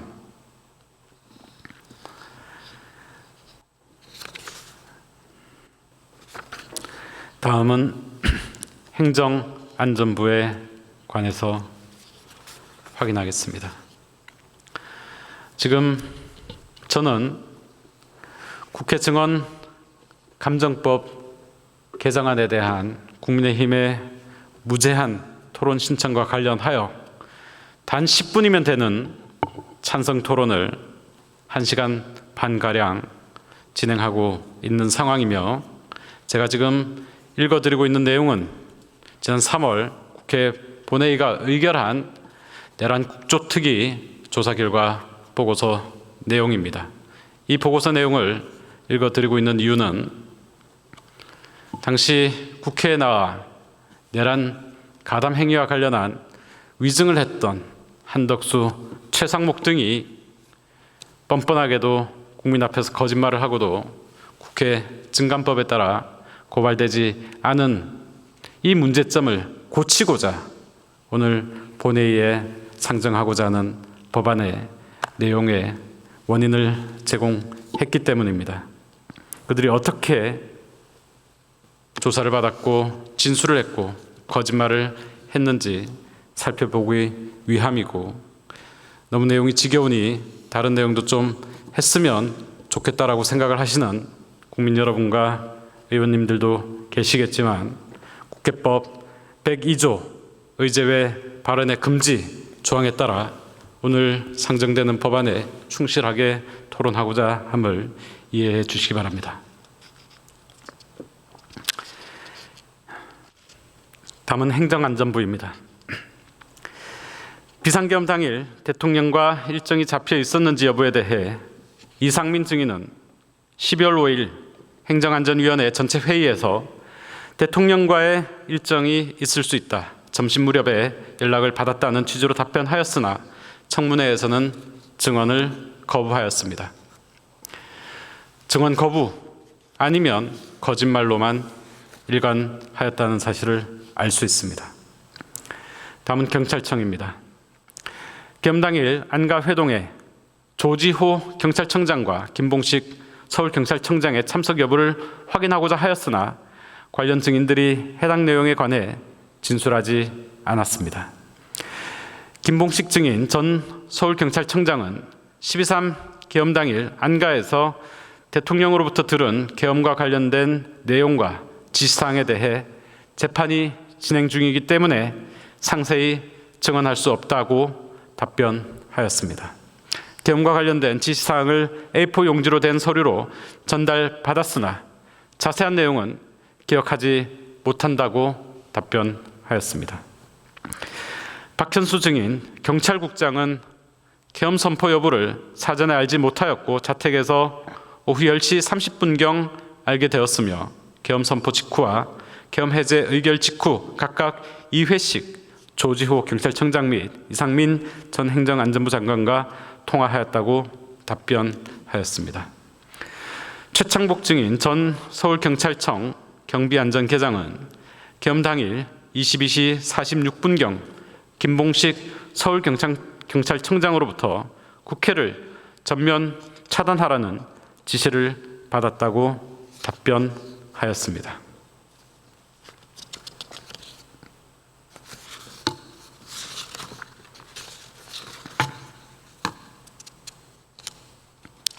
국가정보원 부분과 대통령 경호처 부분은 조금 생략하고 넘어가도록 하겠습니다. 다음은 국조특위가 계엄 선포의 원인과 국가 비상사태 야기와 관련한 의혹에 대해서 조사한 내용에 대한 보고 내용입니다. 첫 번째, 국무위원에 대한 탄핵소추. 두 번째, 예산안 논의 부분을 넘어가고 부정선거 의혹 부분을 함께 확인해 보도록 하겠습니다. 네, 이 부분도 넘어가도록 하고 국가 비상사태 야기 관련 의혹에 대해서 살펴보도록 하겠습니다. 국가 비상사태 야기 관련 의혹. 고의적으로 북한의 공격을 유도하기 위한 비행 등이 있었는지의 질문에 대하여 신원식 국가안보실장, 인성환 국가안보실 2차장, 조태영 국가정보원장 증인 등은 그러한 사실이 없다고 답변함. 2024년 한 해에만 7, 8회가량의 NLL 위협 비행을 했다는 점, 비행 항로가 평소와 달리 북한군 기지나 북한 어선에 매우 근접하였다는 점, 실무장 상태로 비하하였다는 점 등을 고려하면 북풍 유도로 의심된다는 여러 의견이 있었음. 신원식 증인 국가안보실장은 NLL 이남의 우리나라 관할 구역에서 훈련하거나 작전하는 것은 지극히 정상적인 활동이고 북한 또한 문제 제기를 하지 않았다고 증언함. 인성환 증인 국가안보실 2차장은 국가안보실은 군사작전 자체를 직접 관장하지 않고 있으므로 외환 유치에 대한 여러 의혹은 전혀 사실이 아니며 국가안보실 명의로 민주당 진상조사단을 고발 조치하였다고 증언함. 북한과 관련하여 접경지역 군사작전이 있을 경우에 국방부와 미군의 공유가 되는지 여부에 대하여 김선호 증인 국방부 장관 직무대행이 공유된다고 답변함. 북한의 오물풍선 비행 원점을 타격하라는 김용현 전 국방부 장관의 지시가 있었는지에 대한 질의에 이승호 증인 합동참모본부 작전본부장은 지시받은 바가 없다고 답변함. 다만 곽종근 증인 전 특수전 사령관은 김용현 장관으로부터 비화폰을 통해 오물풍선을 원점 타격할 수 있다. 본인이 합동참모본부 지휘통제실에 직접 내려가서 지휘를 하겠다는 발언을 들었다고 답변한 바 있음. 강호필 증인 지상작전사령관은 김용현 장관으로부터 오물풍선의 원점 타격에 대한 언급은 듣지 않았으며 경고 사격의 필요성에 대한 전화를 받았으나 기존 대응 기조와 매뉴얼을 계속 유지해야 한다는 이유로 안 된다고 답변했다고 진술함. 국가안보실 제2차장 산하 위기관리센터에 지난 2023년 12월 1일부터 HID 요원이 파견되어 근무 중인 것으로 확인된다는 의견이 있었음. 인성환 증인 국가안보실 2차장은 해당 요원은 공간에 근무하는 인원으로 제2차장실 소속이 아니고 과거 HID 경력이 있기는 하나 현재는 국방부 소속으로 이번 개헌과 무관하며 특정 직제에 포함되어 있지 않은 채 별도의 TF를 구성하여 임무를 수행하고 있다고 증언함. 위기관리센터에 파견된 HID 요원이 계엄 전후로 정보사령부에 인원 차출이 더 가능한지 문의를 했다는 질의에 대해 인성환 증인 국가안보실 2차장은 아는 바가 없다고 증언함. 오모 증인 국가안보실 국가위기관리센터 중령은 국가안보실 내 비밀 TF의 구성과 업무 등을 확인해 줄 수 없고 노상원과는 연락한 바 없다고 증언함.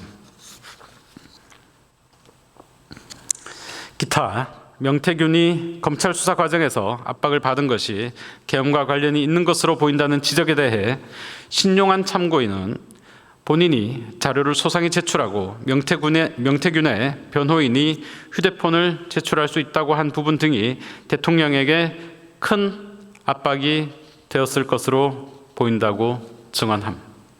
명태균이 2024년 11월 15일 구속되기 전 김건희 여사와의 육성 통화 녹음을 담은 USB를 대통령실과 윤석열 대통령에게 전달을 하면서 자신을 보호하라고 압박을 하였고 이에 윤석열 대통령이 경로했다고 전해지고 있다는 의견이 있었음.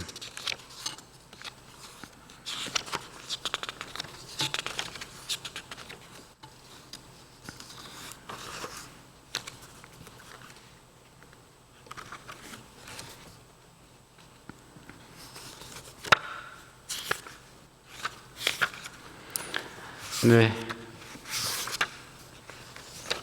이 사건의 경위와 관련된 여러 가지 요소들을 확인하고 있는 과정입니다. 저는 현재 국회 증언 및 감정법에 관한 개정안 본회의 상정안건에 대한 국민의힘의 무제한 토론 신청이 있은 관계로 국민의힘 의원님의 반대 토론에 이어 찬성 토론을 하고 있습니다. 저는 국회가 이 법을 통과시킬 원인을 제공한 한덕수, 최상목 등의 위증이 있었던, 그럼에도 불구하고 국회가 이 국회 증감법에 따라 위증죄로 고발하지 못했던 지난 내란 국조특위의 보고서 내용에 그들이 어떻게 위증을 했는지를 확인하고 있는 중입니다.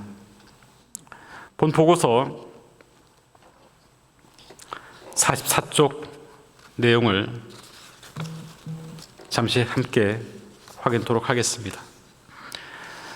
8. 주요 정치인 등 체포조 운영에 관한 사항, 주요 정치인 체포 지시 및 체포 명단 관련 홍장원 증인 국가정보원 제1차장은 개헌 발표 이후인 22시 53분경 대통령으로부터 전화를 받아 이번에 다 잡아들여서 싹 다 정리해라 라며 방첩사에 필요한 자금과 인원을 적극 지원하라는 지시를 받았으나 목적어는 없었으며 구체적 대상은 23시 6분경 여인형 방첩사령관과의 통화에서 우원식, 이재명, 한동훈, 조국, 정청래, 양정철, 박찬대, 조혜주, 이하경, 양경수, 김어준, 김민웅, 김민석, 김명수 총 14명을 체포하라는 명단을 받았다고 증언함.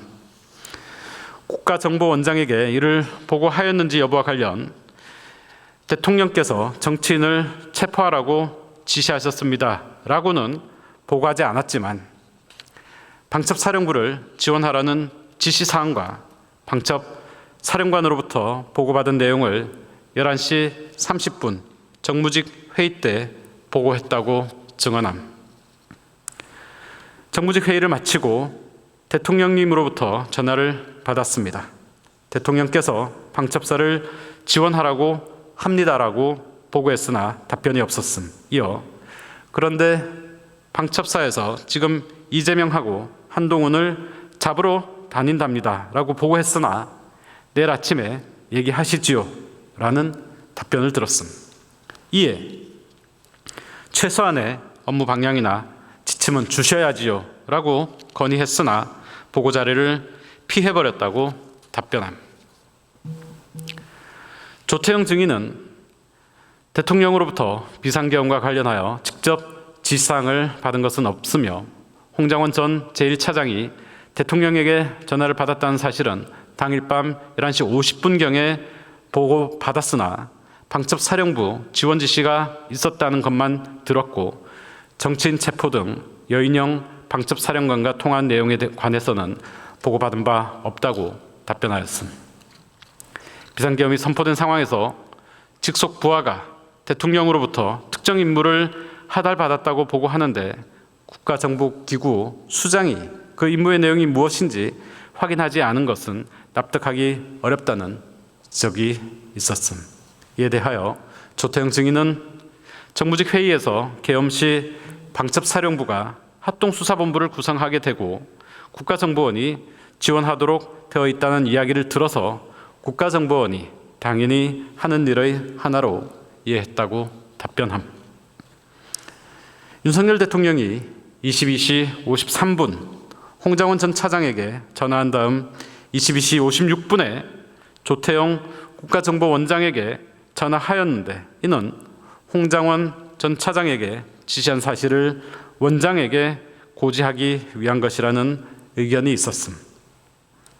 국가정보원장이 국무회의 소집 전 회동에서 관련 내용을 인지했고 대통령이 홍장원 전 차장에게 지시한 내용도 알고 있는 상태에서 내일 아침에 보자고 한 것은 그 지시를 이행하라는 의미이므로 내란 가담자로 볼 수 있다는 지적임.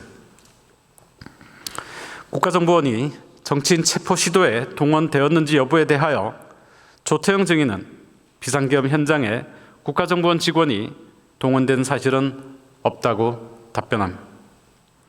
김대우 증인, 국군 방첩사령부 전 수사단장은 23시경에 여인형 방첩사령관으로부터 14명의 정치인을 신속하게 잡아서 수도방위 사령부 B1 구금시설로 이송하라는 지시를 받았으며 정치인 체포 대상 14명은 여인형 전 사령관이 김용현 장관에게 들었다고 진술함. 곽종근 증인, 특수전 사령관은 대통령으로부터 체포 구금 지시를 분명하게 받았다고 증언함.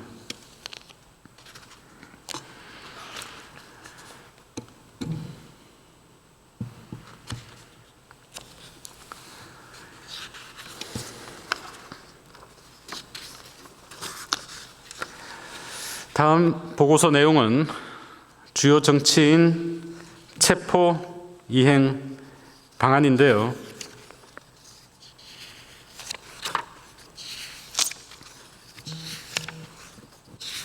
상당히 구체적인 내용들이 내란 국조특위를 통해서도 확인되었다는 사실을 알 수 있습니다. 그런데 그 14분의 당사자 중 한 사람이었던 이 자리에 계신 우원식 국회의장님께서 들으시면 트라우마가 다시 살아날까 상당히 걱정이 되어서 이 부분은 넘어가도록 하겠습니다.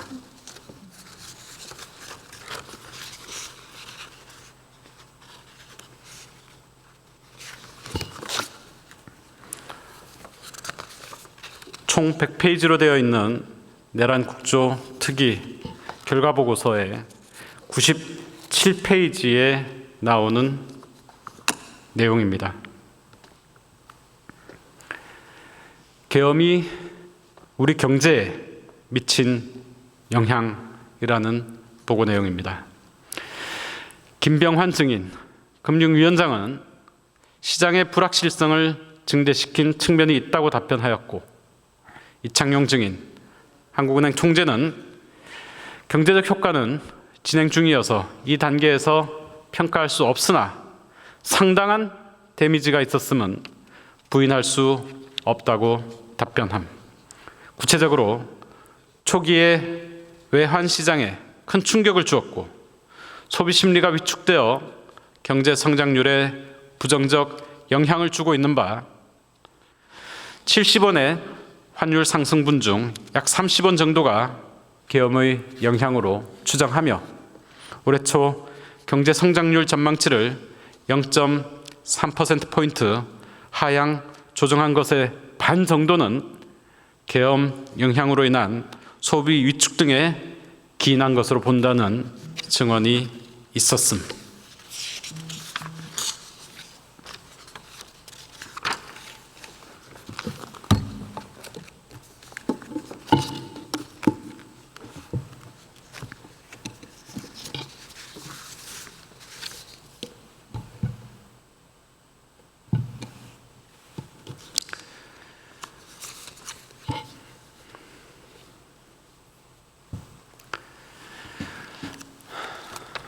존경하는 우원식 국회의장님, 그리고 선배 동료 의원 여러분, 조금 전 우리가 함께 확인했던 내란 국조특위의 종합 의견은 분명했습니다.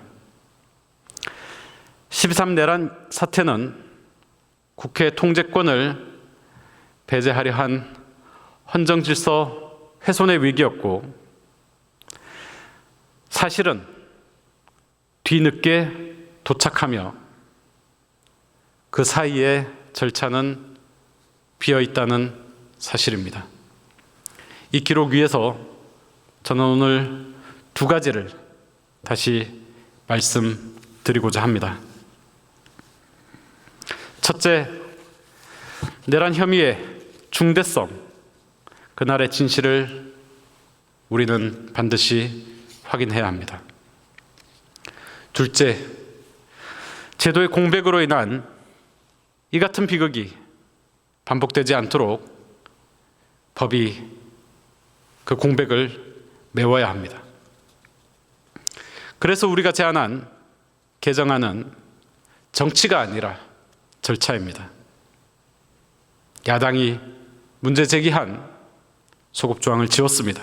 그 대신 권한과 책임의 범위를 명확히 했습니다. 특히 종료 뒤에도 법사위원장이든 국회의장이든 고발할 수 있는 절차를 마련했습니다.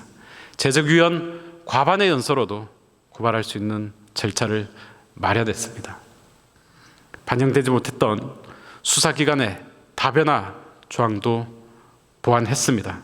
그리고 2개월 단위의 중간 보고와 연장 요청으로 수사기관의 지연과 수사 해태를 방치를 차단하였습니다.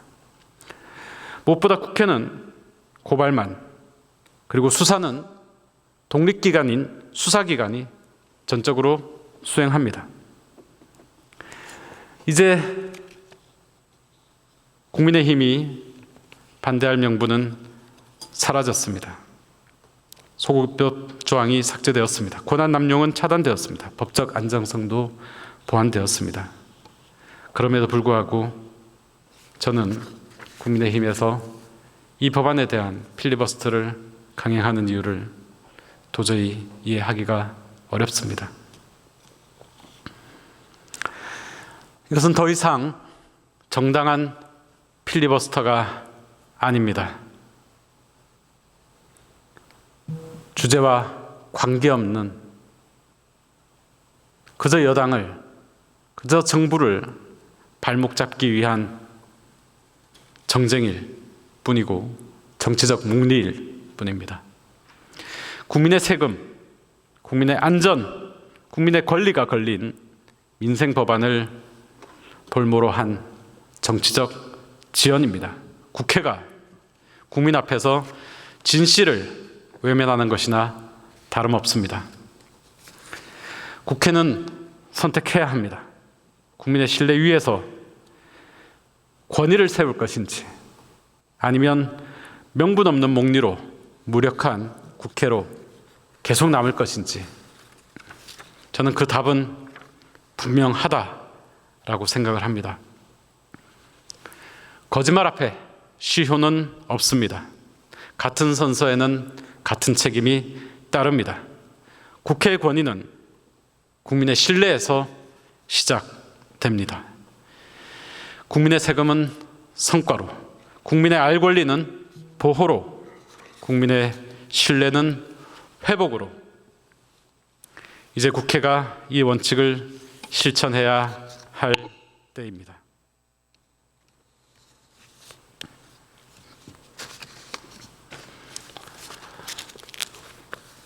토론을 마무리하기에 앞서서 다시 한번 존경하는 국민의힘 동료 의원님들께 간곡하게 호소합니다. 모든 민생 법안에 대한 모든 필리버스터, 이러한 얘기가 결코 현실이 되지 않기를 강력히 소망합니다. 다른 사안들에 대해서 노동 사안도 좋습니다. 토론, 언쟁, 정쟁 모두 다 받아들이겠습니다. 그러나 국익과 관련된 부분, 우리 민생에 관한 사안, 외교에 관한 사항에 대해서는 여야가 없어야 한다고 생각합니다. 함께 우리 이 내란을 극복하고 대한민국을 다시 한번 회복과 성장, 개혁에 전진하는 나라로 함께 만들어 갑시다. 감사합니다.